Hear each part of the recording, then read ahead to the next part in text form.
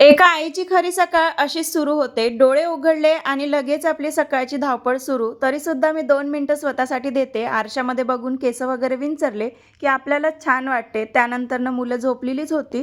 तर मग माझं जे काही सकाळचं रुटीन आहे ना, मी ते सुरू केलेलं होतं. सगळ्यात आधी तर इथे दरवाजे, खिडक्या सगळं ओपन करून घेते. कारण की सकाळची ताजी हवा खूपच छान वाटते आणि आपल्यालाही पॉझिटिव्ह एनर्जी देते. त्यानंतरनं मग अंगण झाडून घेतलं आणि लगेचच पाणी वगैरे टाकलं. तेवढ्यातच स्मितू उठलेला होता.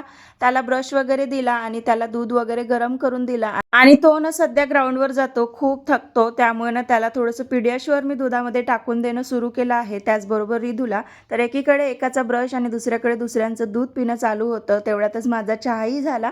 मग आम्ही दोघं मायलेकांनी मिळून चहा घेतला आणि नंतरनं मग नाश्त्याच्या तयारीला लागलेली होती. आता स्मितू घरी नाही आहे म्हटल्यावर रिधूला काहीतरी वेगळं खेळायचं असतं.